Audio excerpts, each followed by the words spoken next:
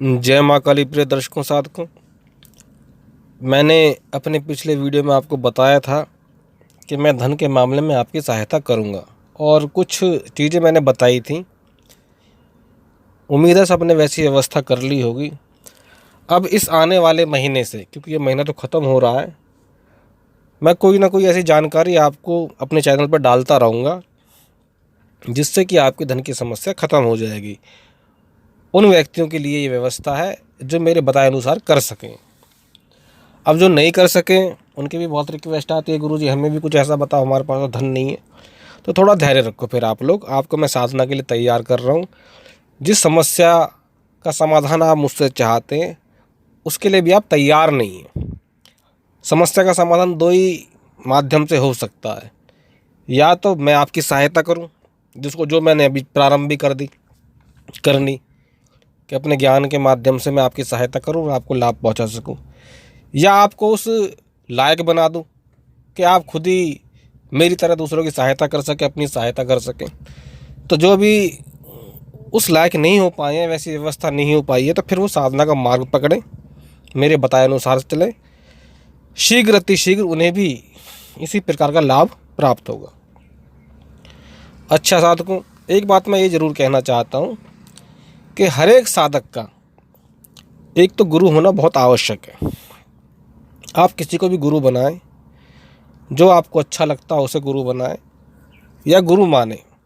गुरु बनाने का मेरा मतलब यहाँ पे ये नहीं है, मैं यहाँ पे ये नहीं कह रहा कि आप गुरु दीक्षा लें किसी से। मैं खाली इतना कह रहा हूँ, गुरु बनाना आवश्यक इसलिए है कि साधना के क्षेत्र में या अपने व्यक्तिगत क्षेत्र में अगर आपको कोई समस्या आए तो जो आपकी समस्याओं को निराकरण कर सके, आपको रास्ता दे सके। किसी मानव को नहीं बनाना चाहते तो किसी देवता को बनाएं, भगवान शिव को बनाएं, महाकाली को बनाएं, भगवान हनुमान को बनाएं, तो रास्ता आपको वो भी देंगे। पर देवताओं को गुरु बनाने में और उनसे रास्ता लेने में थोड़ा सा ये हो जाता है कि आपका विश्वास इतनी जल्दी जम नहीं पाता। वो आपको रास्ता देते भी हैं, समझाते भी हैं, क्योंकि आपकी साधना भी इतनी ऊंची तो नहीं है कि वो आपको प्रत्यक्ष दर्शन दे सकें या कोई ठीक प्रकार से बिंबात्मक दर्शन दे सकें। वो कुछ जो भी बताएंगे, समझाएंगे, किसी एक सपने के माध्यम से, स्वप्न के माध्यम से बताएंगे, कुछ इशारा करेंगे।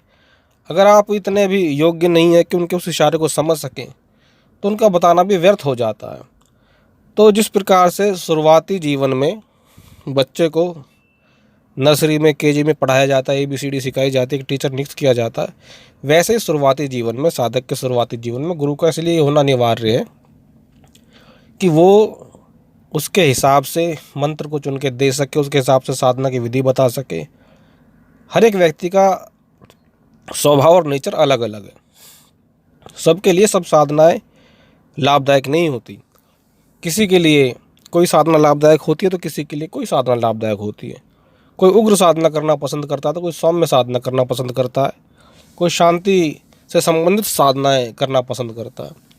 तो सबका नेचर और स्वभाव अलग अलग है, सबकी मांग अलग अलग है। तो गुरु इसलिए आवश्यक है कि उनकी मांगों को समझते हुए, जानते हुए, देखते हुए उन्हें एक सही रास्ता दे सकें, इसलिए गुरु आवश्यक है। तो एक तो आप गुरु जरूर बनाएं या किसी को गुरु जरूर माने। दूसरा, आप इष्ट जरूर बनाएं। आपका कोई ना कोई इष्ट होना बहुत आवश्यक है, जिसके प्रति भी आपका लगाव हो, जिसके प्रति भी आपके मन में श्रद्धा हो, विश्वास हो, उसको अपना इष्ट चुनें और फिर उसकी साधना में आप लग जाएं। भले ही आप 1 माला जाप करें, 2 माला जाप करें, उससे कोई अंतर नहीं आता। जो भी गुरु आपको उसका मंत्र दे, उसकी साधना में आप लग जाएं और अपना सर्वस्व अपने इष्ट के चरणों में समर्पण कर दें। अपने गुरु का कहा तो माना करें, लेकिन अपने इष्ट के चरणों में अपना सर्वस्व समर्पण कर दें और हर विषय पर उससे मन में मन विचार करें, चिंतन करें, बात करें, सलाह मांगे, एक संपर्क स्थापित करने का प्रयास करें। आपको साधना के क्षेत्र में जो सफलता दे सकता है वो आपका गुरु और आपका इष्ट ही दे सकता है, इसके अलावा तीसरा व्यक्ति कोई है नहीं। इसलिए ये दोनों मजबूत होने आवश्यक है। इन दोनों की बातों को मानना आवश्यक है, अपने इष्ट की निरंतर साधना करनी आवश्यक है और उनका आशीर्वाद तो बहुत ही आवश्यक है।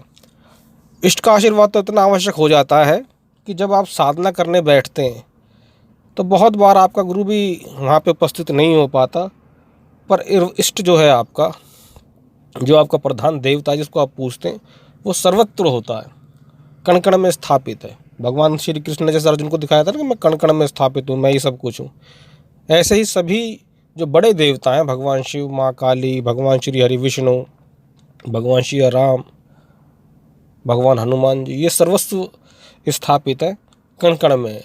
ये आपकी हर क्षण हर पल रक्षा करने में समर्थ है, ये आपकी हर क्षण हर पल सहायता करने में समर्थ है। तो जब भी आप साधना करने बैठेंगे या आपको जीवन में साधना नहीं भी करनी हो, किसी मुसीबत में पड़ जाएंगे, फंस जाएंगे, और आप अगर निरंतर इनसे जुड़े हुए हैं, निरंतर इनकी साधना करते हुए आ रहे हैं, सुबह शाम या खाली सुबह या शाम को ही बैठ कर इनका जप करते हुए आ रहे हैं, तो निश्चित मानो मैं आपको ये स्पष्ट बता देना चाहता हूँ, अपने जीवन का अनुभव बता देना चाहता हूँ, और 100% गारंटी से कहता हूँ कि आपकी सहायता होगी ही होगी। चाहे आप कितनी ही बड़ी मुसीबत में क्यों ना फंस जाएं, आपको सहायता तुरंत मिल जाएगी, आपकी मदद होगी। दुनिया में और किसी की मदद होती हो या ना होती हो।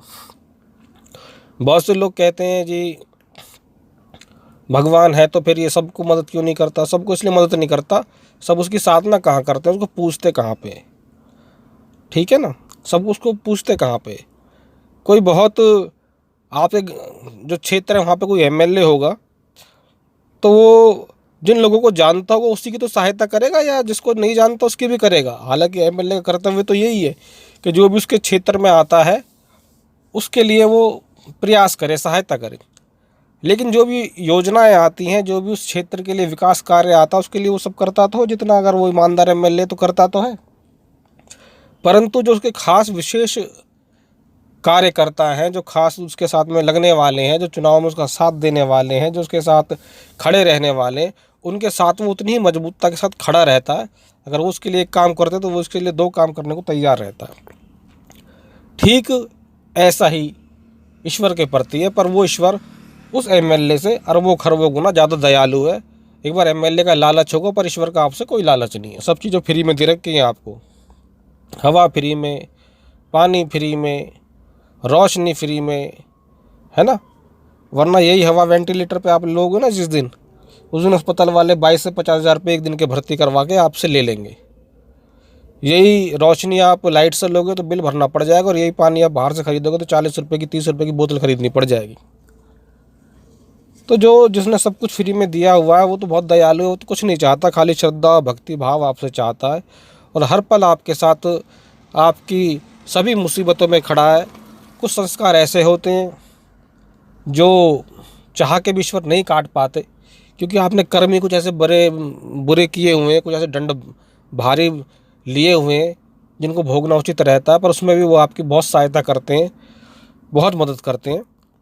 तो ईश्वर तो सदा ही दयावान है, सदा ही अपने साधक का, अपने भक्त का भला करने वाला है। इसलिए जीवन में इष्ट का होना भी बहुत आवश्यक है। तो ये 2 बातें याद रखना। जय माँ काली।